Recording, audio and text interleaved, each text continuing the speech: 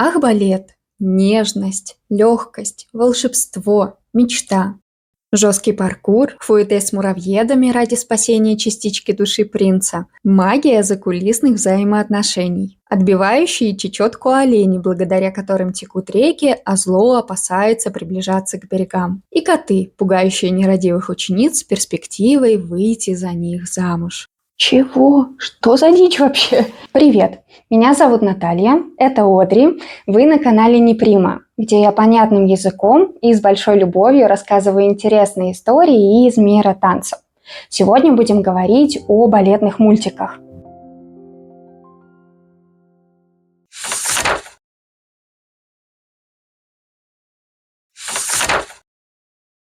Раз уж последнее видео было об ирландских танцах, кстати, обязательно посмотрите, если еще этого не сделали, я решила начать с мультика не о балете. Этот мультик даже позаимствовал название у музыкального произведения и одноименной постановки. Наверное, это значит, что композиторы и продюсеры оригинального шоу дали добро на создание мультика. Как это можно было сделать, просто не знаю. Чтобы вы лучше поняли меня и мою позицию, сначала расскажу про два поразительных мультика, основанных на ирландской культуре. Прекрасная прорисовка, удивительные истории и невероятная любовь к своему культурному наследию. Это «Легенда о волках» и «Песнь моря». Посмотрите сами, посмотрите с детьми, вы не разочаруетесь. Это настоящее волшебство. Но почему-то эти проекты не так известны, а вот в рекламу Riverdance вложена куча денег. Режиссерский материал сырой. Нет как такового пути героя, нормальной кульминации. Если я опишу сюжет, вы останетесь в недоумении. А за юмор просто стыдно. Идея в целом неплохая. Образ оленя, охраняющего реки, восходит к скандинавской мифологии. Там в бестиарии был олень, щиплющий листья с мирового древа. А у нас странненькие олени, вытанцовывающие ирландские танцы для того, чтобы сдержать мировое зло. Что, как, почему? Справедливости ради, танцы показаны хорошо. Хочется думать, что был консультант. Но вдруг в фильме об ирландских танцах появляется мысль о том, что этот танец недостаточно хорош и выразителен. Вот если его, например, с фламенко объединить. Да, Майкл Флетли действительно в некоторых фрагментах использовал минимальные заимствования из фламенко. Но они действительно минимальны, в основе классический традиционный ирландский танец. «Бокс-балет» – это короткометражка российского режиссера Антона Дьякова, в 2023 году получившая номинацию на «Оскар». Как можно догадаться по названию, в ней сталкиваются два, казалось бы, не имеющих пересечений мира. Балет, как полагается, демонизирован. За девушками плотоядненько наблюдает главный балетмейстер. Он обещает главной героине партию Жизели в обмен на, скажем, благосклонность. Ведь только так и получают ведущие партии. Эх, мифы ужасно живучи, давайте не будем расстраиваться и комментировать это. Героиня сначала соглашается, но в итоге, конечно, уходит, чтобы провести счастливую жизнь в деревне с громилой боксером. Последний до встречи с балериной проводил время за тяганием гири под телевизор и поединками, которые, наверное, честнее назвать мордобоем. На мультик много положительных отзывов.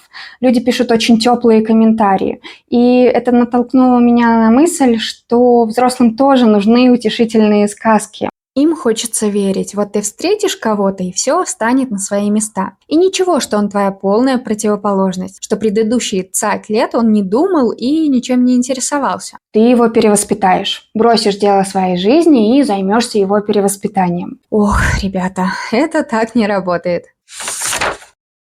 Еще один уже классический мультик на тему «Нежная балеринка» и «Грубые мужланы» – это «Балерина на корабле». Мне он симпатичен тем, что здесь чувствуется авторская улыбка. Мультфильм не лишен иронии и этим цепляет. Трактовать происходящее можно по-разному. Дети увидят милую историю о том, как балеринка спасла корабль. Взрослые, возможно, вспомнят анекдот Майи Михайловны про балерину, которая выжила в кораблекрушении, потому что была тупа, как пробка. Кстати, на мой взгляд, мультяшная балерина очень на Плесецкую похожа. Есть какие-то едва уловимые черты.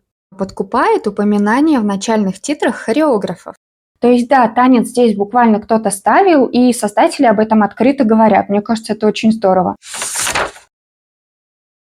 Балерина из предыдущего мультика любит вполне буквально летать в облаках и танцевать на мачтах. Мне кажется, ей точно было бы что обсудить с героями другого мультфильма, франко-канадского мультфильма «Балерина». В оригинале он, по-моему, называется «The Leap». Ладно, мультик, конечно, рассчитан на детскую аудиторию. И она вдохновится историей о сироте, мечтающей танцевать в Париже. Во время просмотра не обратила на это внимания, но, обдумывая текст, вдруг поняла, что эта история очень похожа на другую. Там тоже была рыжеволосая сирота, которая стремится попасть в Париж. И шкатулка там тоже играла не последнюю роль. Будем считать, что случайное совпадение. Так вот, наша героиня Фелис в приюте находит фотографию опера Гарнье. Девочка решает во что бы то ни стало попасть в главную балетную школу страны. Попадает. Сами посмотрите как. Забавно, что с налету на первом же уроке она встает на пальцы, крутит пируэты и садится на шпагат без всякой подготовки. Все понимаю, это сказка. Но хочется подсветить другую сторону медали, о которой обычно никто не говорит. Маленькие девочки приходят в балетные академии в полной уверенности, что также впорхнут в мир искусства и будут в красных пуантах танцевать на сцене с примами. Но вдруг оказывается, что большую часть времени на протяжении многих-многих лет придется стоять у станка, нарабатывая базу и улучшая свои данные. Это не я такая красивая в пачке танцую, а все вокруг восхищаются. Это пахота, ежедневный, монотонный, каторжный труд. И не все малыши к этому готовы. Они очень пугаются и расстраиваются. Это я не к тому, что нужно срочно отменить все сказки. Просто рассказываю, как все это выглядит с позиции взрослого, который немножко в теме. Про паркур. Мое любимое. Не знаю, как так вышло, но герои почти не танцуют на ровных поверхностях. Всегда какие-то крыши, перекладины, стулья, столы. Если возвращаться к сюжету, тут по законам жанра есть добрая крестная, бывшая балерина, которая проникается к Фелис симпатией, тренирует ее и дарит именно для такого случая лежавшие в шкафу красные пуанты Репетто. Репетто просто молодцы, вот это реклама. Боюсь представить, сколько девочек приставали к мамам с просьбой купить такие вот балетки, пуанты или туфельки. В мультике также есть фигура соперницы и ее матери, воплощающей чистое зло. Есть здесь и русский аристократ Руди, обожающий только себя. Но не волнуйтесь, героиня не поддастся его чарам и предпочтет друга детства. Действие короткометражки «Луис» тоже происходит в кулуарах Парижской оперы, но уже времен Дега.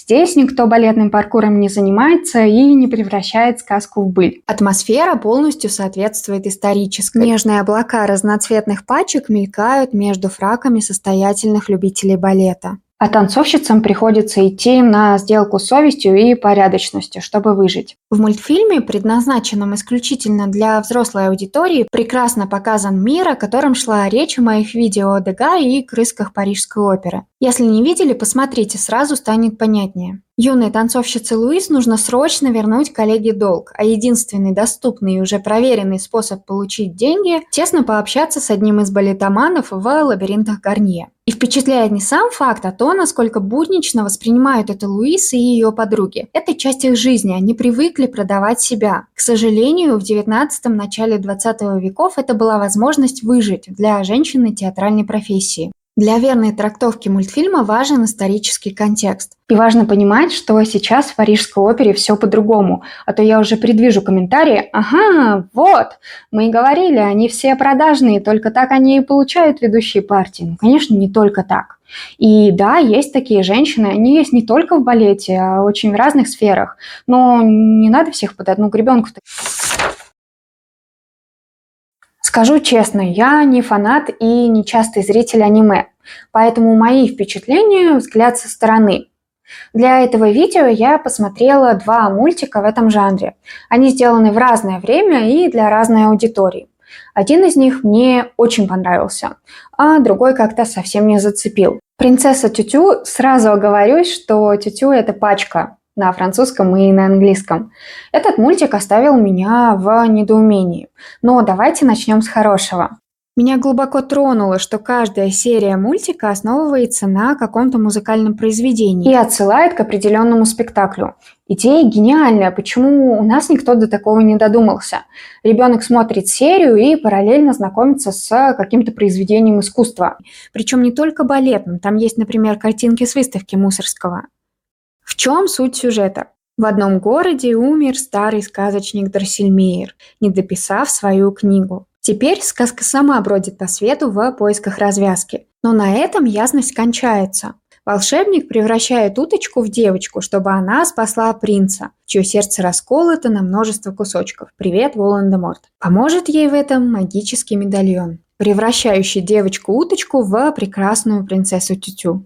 Принц и девочка оказываются учениками балетной школы, в которой творится какая-то абсолютная дичь. Учитель почему-то кот, который пугает нерадивых девочек, если они будут плохо заниматься, им придется выйти за него замуж. Что вообще, почему? Тут же появляются крутящие фуэте-муравьеды и другие замечательные вещи. Иначе как лютый кринж я не могу это характеризовать. Думаю, тут в том числе сказывается разница культур. Мне, например, тяжело воспринимать эти вопли и бурные проявления чувств. Подозреваю, дело в том, что в жизни японцев слишком много правил, которым необходимо следовать. И мультики дают возможность почувствовать свободу. И еще кое-что из хорошего. Наверное, это даже лучшее. Совершенно прекрасен отрывок с Велисами, такой волшебный и нежный. Жизель несет в себе одну из потерянных частичек души принца, и Тютю освобождает ее от страданий.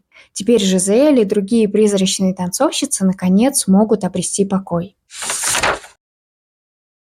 После провального опыта с принцессой Тютю уже не хотела смотреть этот мультик, но включила и не смогла оторваться. Мультик, созданный уже для более взрослой аудитории и в этой связи по-другому сделанный, поднимает более серьезные темы. И он просто пропитан всепоглощающей любовью к танцу, восхищением теми, кто им занимается. Когда герои танцуют, видят танец, думают о нем, у них горят глаза, мир вокруг исчезает, и в пространстве остаются только брызги счастья, искры восторга. Думаю, это прекрасная попытка облечь в форму то, что мы все испытываем, когда занимаемся любимым делом. Мультфильм создавали люди, знающие балетную кухню, или же они консультировались со специалистами. Тщательно прорисованы линии ног и рук, подъемы.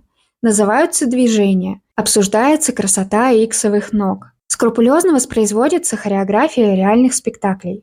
Джун Пэй однажды в детстве увидел кого-то подозрительно напоминающего Сергея Полунина, теперь грезит балетом. Он танцевал ребенком, но после смерти отца решил, или за него решили, что нужно заниматься чем-то мужественным, так как взрослые возложили на него ответственность за маму и сестру. Но Джун Пэй жить не может без танца и в результате череды событий вновь оказывается в классе, на этот раз уже решив связать с балетом жизнь. Здесь поднимается тема мужественности, такая животрепещущая для всех мальчиков в балете. Герой приходит к потрясающему выводу. Быть мужественным значит иметь смелость отстаивать свои убеждения и делать то, что любишь, даже если не все это понимают. Также раскрывается разница между танцем как выплеском эмоций и обдуманными, выверенными движениями профессионала. Сначала Джун Пэй со свойственной подростку горячностью отрицает необходимость часами работать у станка, но постепенно понимает, без базы, без труда это все-таки не балет, что-то другое. Еще в мультфильме поднимается тема взаимоотношений с партнершей. Что важнее в ПДД – проявить себя или отойти на второй план и продемонстрировать сильные стороны балерины. Также здесь рассказывается о конфликте между педагогами и продвижении своих. В общем, это все моменты, которые имеют отношение к реальному балету и с которыми все артисты рано или поздно сталкиваются. Этот мультфильм не про выдуманные миры, он про настоящий танец и про настоящих людей. Герои не плоские, у каждого есть своя история, внутренние сомнения и какой-то конфликт. Это лучший фильм о балете из всех, что я видела, честно, советую всем. Кстати, герой ставит перед собой цель станцевать партию благородного принца в Большом театре, в стране балета, как они ее называют. И мне было так грустно от осознания того, что в самой стране балета никто даже не пытается делать такие фильмы. Кажется, это все мультики, о которых я хотела вам сегодня рассказать. Спасибо за то, что посмотрели это видео, и до встречи!